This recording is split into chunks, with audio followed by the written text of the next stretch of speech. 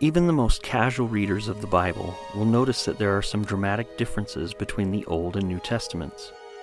Not only were they written in different languages, but many things happened in the hundreds of years between them. From the defiant kingdom based in Jerusalem, to the scattered remnants of Israel abroad, to a nation in perpetual servitude to foreign powers, the Jewish people struggled to hold on to the traditions of the past, while looking forward to a deliverer that few of them would actually recognize when he came. Over the next few videos, we will explore the events that transpired that would set the stage for Jesus of Nazareth to be born in Bethlehem and perform his atoning sacrifice to save the family of God. In 537 BC, Cyrus the Great of Persia began to allow and encourage the Jewish people to return to their homeland. Although most Jews actually stayed in Babylon, many thousands migrated back in waves to rebuild Jerusalem and the temple.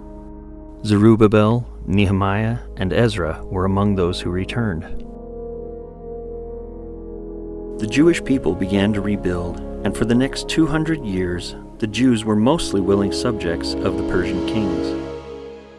Then, in 333 BC, a Macedonian king named Alexander defeated the Persian Emperor Darius III at the Battle of Issus. After Alexander proceeded south and laid waste to the defiant city of Tyre, Jerusalem and Samaria both surrendered quickly. Alexander would go on to conquer Egypt, then all of Persia, and into the Indus River Valley before suddenly dying and leaving his empire to his squabbling generals, known as the Diadochi. Eventually, Judah fell under the control of Alexander's general Ptolemy in Egypt.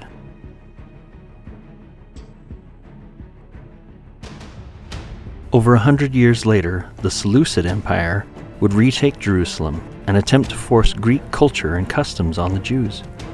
The Jews mostly did not take kindly to this process of Hellenization, as it was called, because it would require them to worship other gods than Jehovah. By 175 BC, Antiochus IV, king of the Seleucid Empire, began extreme efforts to force compliance from the Jews by looting the temple, forbidding Jewish sacrifices, and instead performing sacrifices to Zeus. The Jewish revolt began with the Hasmoneans, led by Judah the Maccabee, meaning the hammer. In 164 BC, the Hasmoneans took Jerusalem, purging the temple of Greek deities and rededicating the temple. The origins of the Jewish Hanukkah can be traced to this time, as the temple only had enough oil for the menorah of the temple to be lit for 1 day, but miraculously lasted for 8. The war between the Hasmoneans and Seleucids would rage on for years, with the Hasmoneans appealing to the Roman Republic for recognition and support. In 116 BC, the Seleucid Empire met its end, allowing the Hasmoneans to expand their kingdom in all directions to include most of the territory of modern-day Israel. The Hasmoneans would rule for the next few decades, and over time their power would corrupt themselves. Eventually, a rivalry for the throne would cause the Hasmoneans to appeal to the Roman general Pompey to settle the matter. This is where true Jewish rule in Judea effectively ended, as Pompey installed a governor named Antipater to oversee the territory and report to Rome. Eventually, Antipater's son Herod would be installed by Rome as king of the Jews in 37 BC.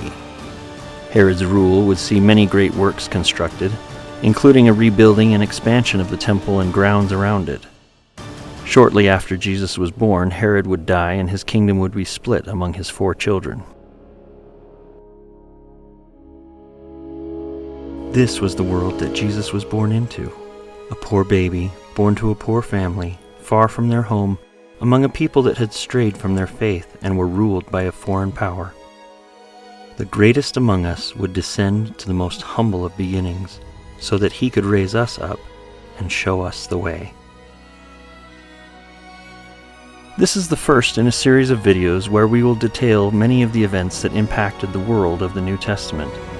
If you like the work we do and would like to see more, please subscribe to the channel, like it, share it, and hit the bell button to be informed of our next video. Thank you.